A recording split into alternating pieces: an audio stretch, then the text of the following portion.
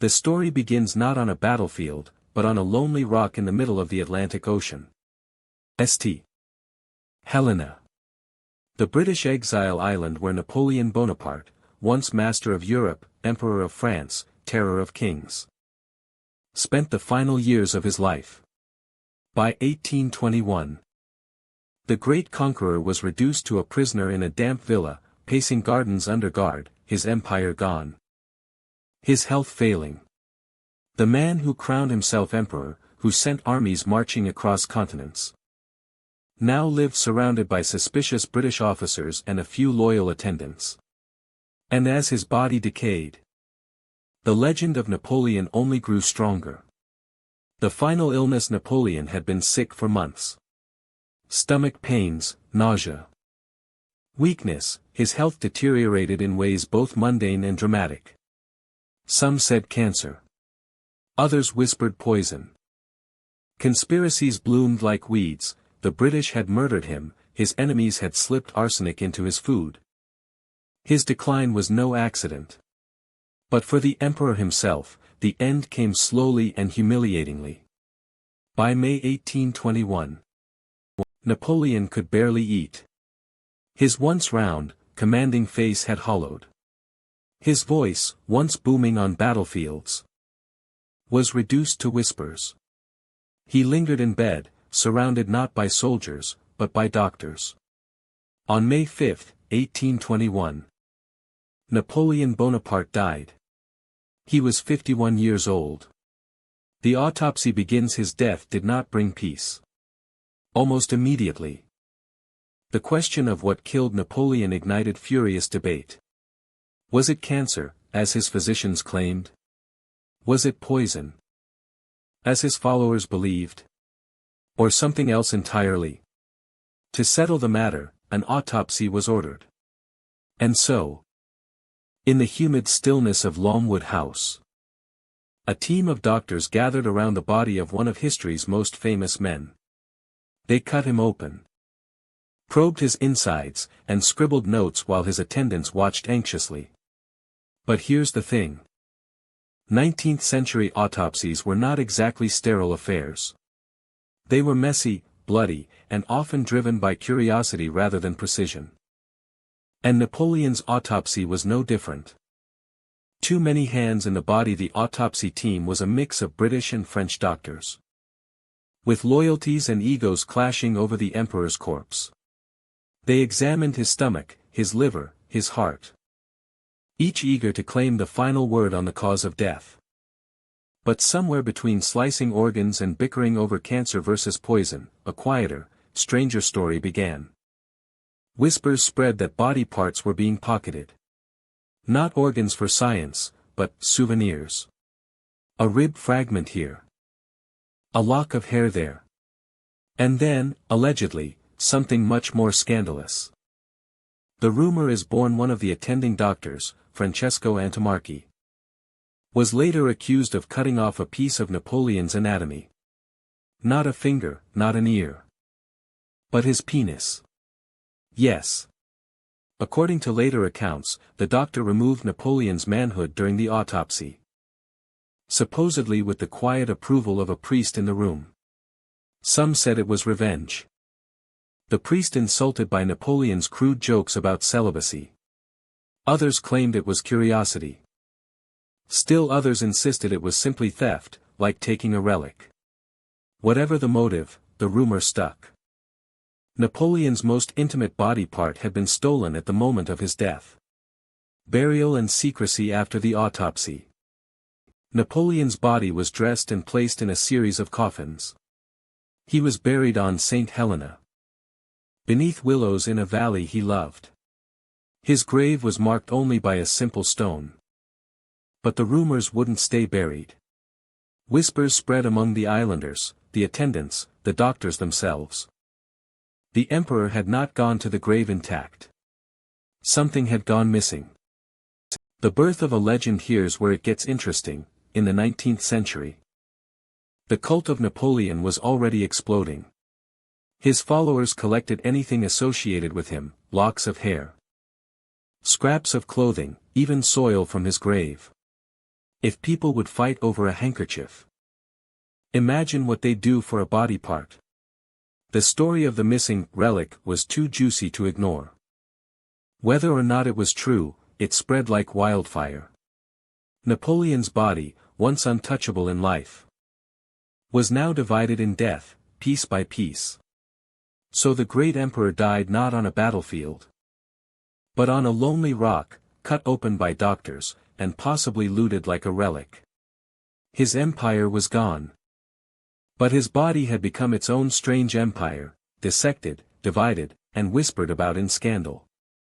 In the next section, we'll dive deeper into the theft itself, the bizarre details of what went missing, how the rumors grew, and why Napoleon's corpse became the strangest souvenir shop in history. Because sometimes, the strangest part of history isn't how you live, it's what happens to your body after you die. The death of Napoleon should have been the end of the story. But instead, it was the beginning of a new one. A story less about an emperor and more about an emperor's body. Because almost immediately after his autopsy on St. Helena, whispers began. Napoleon had not gone to the grave hole. The autopsy scene. Picture the moment. May 6, 1821. The emperor's body lies stretched on a crude wooden table inside Longwood House. The humid air of the Atlantic seeps in. Doctors cluster around with scalpels, notebooks, and strong opinions. The French physician Francesco Antomarchi leads the dissection, but British officers hover over his shoulder, suspicious, watchful. They argue about Napoleon's stomach. Was it cancer? Was it poison? His insides become evidence in a debate about guilt and blame. But while their eyes are on the organs, other hands seem to wander. Napoleon's corpse, like his empire, was being carved up. The souvenir hunt. It was almost tradition in the 19th century. Take a lock of hair, a piece of clothing, a relic to remember the great man. And Napoleon's attendants followed the custom enthusiastically. Locks of his hair were snipped and handed out like relics. Some were kept by loyalists. Others were sold to collectors. But then, according to gossip, Antomarchi went further. Much further. The infamous relic. The most scandalous story is that during the autopsy, Antomarchi sliced off Napoleon's penis and handed it discreetly to Napoleon's chaplain, Abbé Vinali. Why? Accounts differ. One rumor claims it was revenge. Napoleon had mocked priests during his life, ridiculing celibacy and church traditions. The chaplain, insulted, supposedly took the relic as a grim joke, a final humiliation. Another story says it was curiosity, or even reverence, as if preserving Napoleon's manhood would preserve his legend. Whatever the motive, the rumor stuck. The idea that the greatest general of his age had lost his most private part in death was too bizarre, too juicy to ignore. What else went missing? The penis wasn't the only alleged theft. Over the years, reports claimed that fragments of Napoleon's ribs were taken as souvenirs. Pieces of his intestines were removed for study. A section of his stomach, the organ at the center of the cancer versus poison debate, was preserved separately. Locks of hair were scattered across Europe, often authenticated, sometimes forged. By the time his coffin was sealed, Napoleon's body was already less a man and more a collection of relics. Eyewitness accounts. Not everyone agreed with the scandalous stories, of course. Some eyewitnesses denied anything so grotesque happened. British officers wrote reports insisting the autopsy was dignified, that no such theft occurred. But French attendants spread the rumors anyway, and once Napoleon's legend grew, the gossip grew with it. Memoirs, letters, even second-hand accounts fueled the story of the missing body parts. The truth became tangled in myth. Did Antomarchi really wield the scalpel that way? Did the chaplain really leave the island with more than just Napoleon's Bible? Nobody could prove it. But nobody could disprove it either. The burial versus the legend. On May 9, 1821. Napoleon was laid to rest in a valley beneath the willows of St. Helena. His body was placed inside 4 nested coffins, tin, mahogany, lead, and ebony. Sealed tight, guarded by the British. Left undisturbed for nearly 20 years. And yet, outside the grave, the stories refused to die. The emperor might have been buried whole, but his legend was being dissected piece by piece. Why the gossip stuck? Why did people believe the looting rumors? Because Napoleon's body was more than a corpse. It was a symbol. His enemies wanted him humiliated, stripped of dignity. His followers wanted him sanctified. Treated like a relic. The idea of stolen body parts fed both sides. To haters, it was the emperor cut down to size, literally. To worshippers, it was proof of his immortality. Even in death, pieces of Napoleon lived on. And of course, scandal sells. What better way to keep Napoleon in conversation than to whisper, "Did you hear? They cut it off." Reverence or desecration? In a way, Napoleon was following an ancient pattern. Saints had relics divided and distributed across Europe, fingers, bones, skulls venerated in churches. Kings were embalmed and their hearts buried separately. But Napoleon wasn't a saint. He wasn't buried with reverence. His relics, if they existed, were traded in whispers, sold in auctions, tucked away in private cabinets. The emperor who once ruled nations was reduced to curiosities. His body treated less like holy remains and more like souvenirs from a tourist shop. So by the time Napoleon's coffin was sealed, his legend was already spilling into gossip: ribs stolen, stomach missing, hair snipped, and, if you believe the rumors, his penis passed to a priest like a grotesque keepsake. In the next section, we'll follow the bizarre journey of these relics, how they traveled across Europe, changed hands, and even showed up centuries later in auctions. Because if you think Napoleon's body should have been allowed to rest in peace, history had other plans. Napoleon's body was buried on St. Helena in 1821. But according to rumor, not all of him made it into the coffin. And what happened to those missing pieces? Well, that's where history veers from tragedy into outright absurdity. Because over the next 2 centuries, Napoleon's supposed relics, especially the infamous one, were bought, sold, displayed, and gossiped about like the strangest souvenirs in Europe. The chaplain's luggage. Let's start with the penis. According to the story, Abbé Vinali, Napoleon's chaplain on St. Helena, smuggled it off the island after the autopsy. Vinali returned to Corsica carrying not just Napoleon's prayer book and other keepsakes, but allegedly a small box containing the relic. Imagine the customs declaration: 1 Bible, 1 rosary, 1 item of anatomical significance. For decades, nothing more was heard.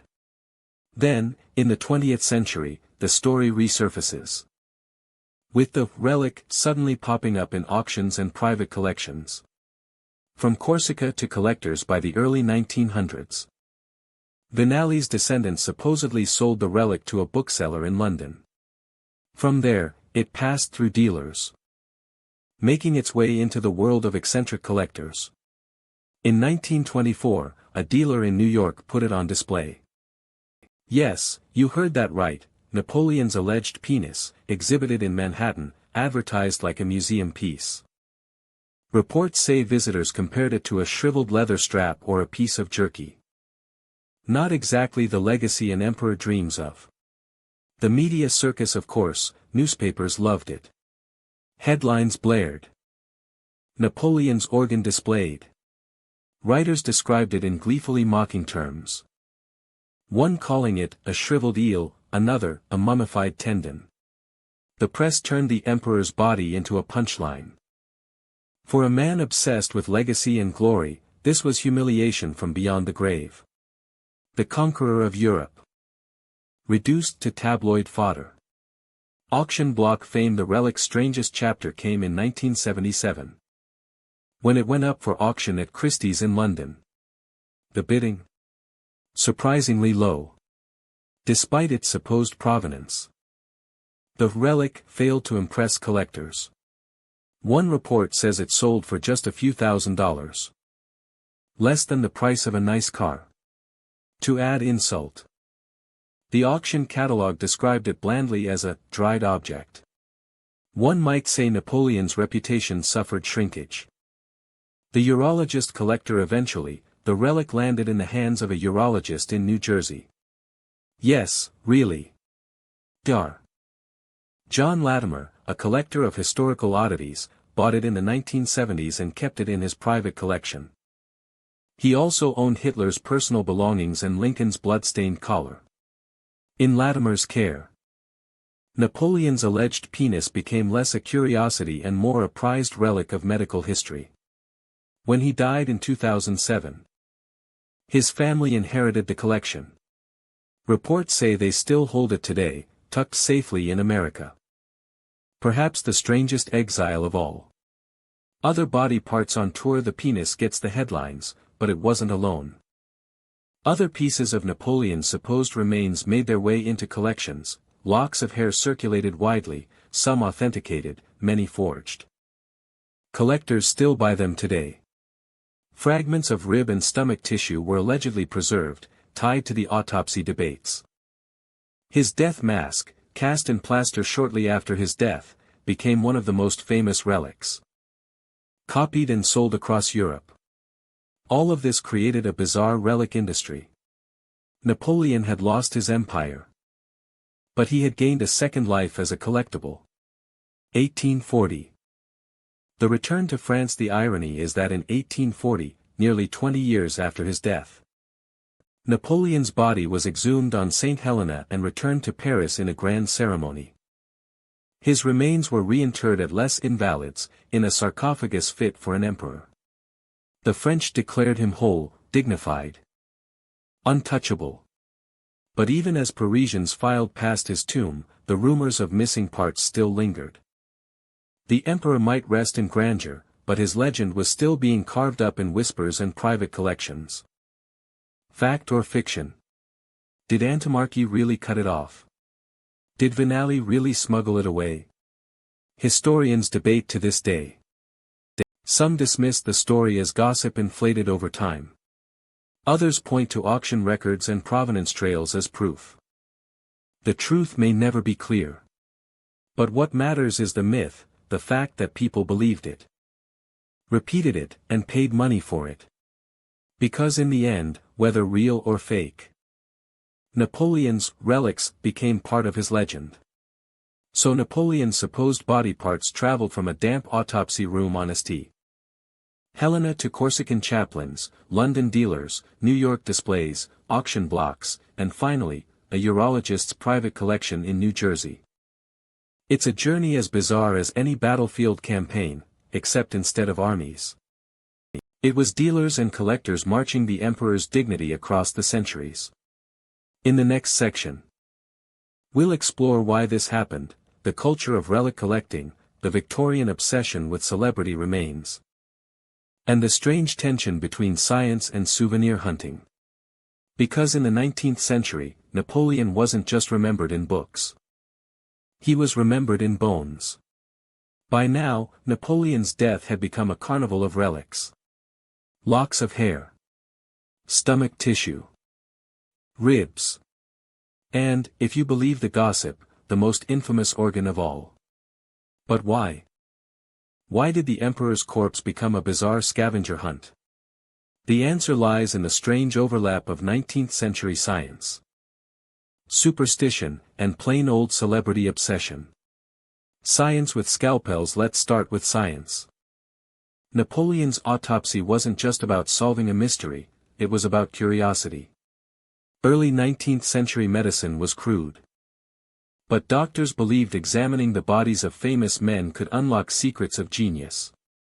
Phrenologists, the pseudoscientists who read bumps on skulls to predict intelligence, desperately wanted Napoleon's head. They thought his brain held clues to his military genius. Some even claimed his skull shape explained his ambition. Napoleon wasn't the first. Mozart's skull, Descartes' bones, even Galileo's finger were studied, stolen, or displayed by scientists eager to claim a piece of brilliance. So in one sense, Napoleon's body was seen as data. Pieces of him were evidence. Relics of great men, but science wasn't the only force. There was also the culture of relics. For centuries, Europe had venerated the bones of saints. A finger bone in one church, a skull in another. Pilgrims traveled miles to touch, kiss, or pray before them. Relics carried holiness. By the 19th century, the same logic had been transferred to secular heroes. If a saint's finger had power, why not a general's hair? Why not a poet's skull? Why not, heaven help us, Napoleon's penis? It was a form of secular worship. To own a relic was to own a fragment of greatness, to be connected physically to the legend. Hair today, gold tomorrow. Napoleon's hair became especially popular. During the autopsy, attendants snipped locks and passed them around like currency. Thousands of strands ended up across Europe, many authenticated, many fake. Collectors framed them. Families passed them down. Even today, auction houses occasionally sell Napoleon's hair for thousands of dollars. Whether real or forged, the demand is still there. If people would pay that much for a few strands, you can imagine the market for flesh and bone. Souvenirs for sale. The 19th century was also an age of collecting. Cabinets of curiosities filled with exotic objects, ancient artifacts, and yes, human remains. Wealthy Europeans bought mummies, shrunken heads, and saintly relics. Napoleon's body parts fit perfectly into this culture of grotesque souvenirs. It wasn't just reverence. It was bragging rights. Imagine inviting dinner guests and casually pointing to a display case, ah yes, and over there. That's a piece of Napoleon. Grim, yes, but irresistible to some. Reverence versus ridicule. The fascination was double-edged. On the one hand, relics were treated with reverence. Collectors swore they were preserving history. Doctors claimed they were preserving science. On the other hand, the press ridiculed the obsession. Newspapers mocked collectors, describing Napoleon's alleged penis as nothing more than a shriveled piece of leather. Cartoonists drew caricatures of dealers hawking imperial parts. Even in the 19th century, people realized how absurd it was. But the laughter didn't stop the market. Science loses to souvenir hunters. The tragedy is that whatever scientific value Napoleon's remains had was lost to relic mania. Instead of careful preservation, pieces were scattered, traded, mislabeled, or forged. The stomach that might have proven cancer versus poison? Gone. The bones that could have answered health questions? Missing. His body became less a subject of study and more a traveling freak show. A cult of personality in pieces. All of this reflected the sheer force of Napoleon's personality. Even in death, he wasn't just remembered, he was consumed. People couldn't let him go. They needed to hold him. To own him, to cut him into pieces small enough to fit in a cabinet. It was empire on a micro scale. Napoleon had once conquered Europe. Now, Europeans conquered him. One lock of hair, one bone, one bizarre relic at a time. A wider pattern. Napoleon wasn't alone. In the same century, Lord Byron's skull was allegedly turned into a drinking cup. Galileo's finger was displayed in Florence. Voltaire's heart ended up in the French National Library. Einstein's brain, in the 20th century, was stolen by a pathologist and sliced into pieces. The hunger to own parts of great men was universal. Napoleon just happened to inspire the strangest, and most scandalous trade. Science versus worship. In the end, science tried to dignify Napoleon's body as an object of study. collectors tried to elevate it as an object of worship. But both failed. Instead, what emerged was absurdity. A body reduced to trinkets, a legend reduced to jokes.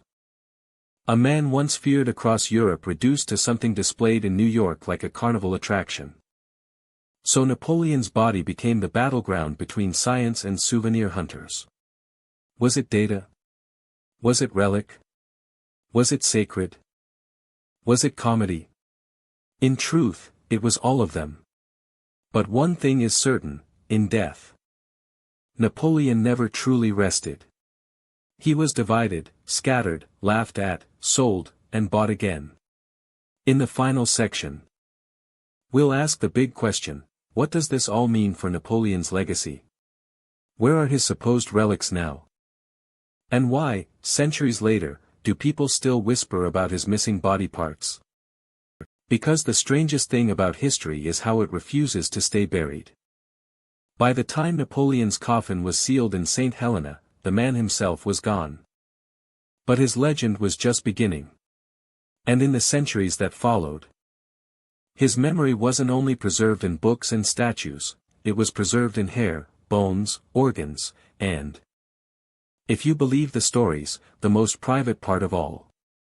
So what happened to Napoleon's scattered remains? And what does this grisly story tell us about the way history remembers its icons? The Grand Return in 1840. Nearly 20 years after his death, Napoleon's body was exhumed. His coffin was opened in front of French and British witnesses, who swore his corpse looked remarkably well preserved. His remains were shipped back to Paris in a grand ceremony known as the Retour des Cendres. The return of the ashes. Crowds thronged the streets, weeping, cheering, showering the procession with flowers. At Les Invalides, the French entombed Napoleon in a massive red sarcophagus beneath a golden dome, where he still lies today. The message was clear: Napoleon was whole again, restored to dignity, elevated to near sainthood in the French imagination. And yet, even as Parisians gazed reverently at the tomb, whispers persisted. Yes, his body was whole in Paris. But what about the parts taken before St. Helena's soil covered him? The relic resurfaces, the most infamous relic. Napoleon's alleged penis, resurfaced in the 20th century. It appeared in auctions, in newspapers, even on display in New York. Descriptions were rarely flattering. Visitors compared it to a shriveled eel or a piece of leather shoelace. Hardly imperial. But that didn't matter. The very idea kept the relic in circulation, sold and resold to collectors. By the 1970s, it was purchased by Dr. John Latimer, an American urologist and collector of strange historical artifacts. He locked it away in New Jersey, alongside Lincoln's bloodied collar and Hitler's belongings. When he died in 2007, his family inherited the collection. To this day, reports suggest the relic remains with them. A bizarre exile for the emperor, spending eternity in a suburban cabinet thousands of miles from Paris. The hair industry. Meanwhile, Napoleon's hair became a cottage industry. Dozens of locks, some genuine, many forged, circulated across Europe and America. Some ended up in museums. Others were sold at auctions for thousands of dollars. In 2015, a lock of his hair reportedly sold for over $10,000. Napoleon may have lost his empire, but in the collector's market, his follicles still command loyalty. The myth that wouldn't die. The relic stories endured because they fit Napoleon's myth. He wasn't just a general or emperor, he was a man larger than life, and larger than death.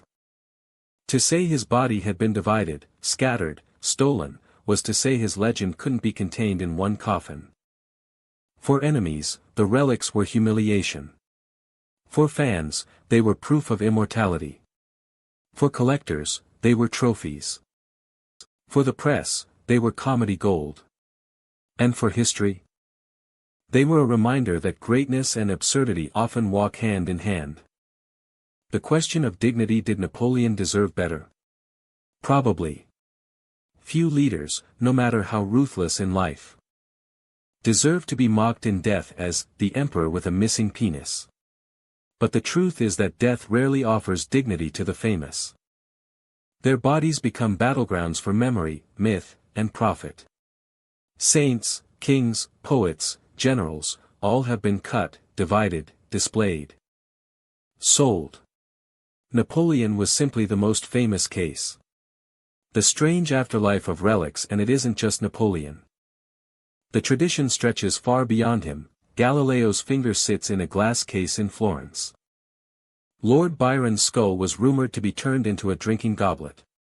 Einstein's brain was stolen, sliced into pieces, and mailed across the US in jars. In every age, people treat genius as something physical, something you can touch, steal, or own. Napoleon's body was simply the emperor of them all. The final joke in the end. What does it mean that Napoleon's most famous relic wasn't his crown, his sword, or his hat, but his penis? It means history has a sense of humor. No matter how much a man tries to control his image, no matter how many battles he wins, no matter how many statues are built in his honor, the world remembers what it wants. For Napoleon, the joke was eternal, the emperor who once conquered Europe. Reduced to a dried souvenir, mocked in newspapers and displayed like a circus act. Final reflection: so Napoleon's legacy isn't just written in marble and bronze. It's written in hair, bones, relics, and rumors. It's written in auctions and collectors' cabinets. It's written in the scandal of a body that refused to stay whole. In the end, maybe that's fitting. Napoleon lived larger than life. He died in exile, defeated. But in death, he became stranger than life itself, a man whose missing body parts became legend. And that's why he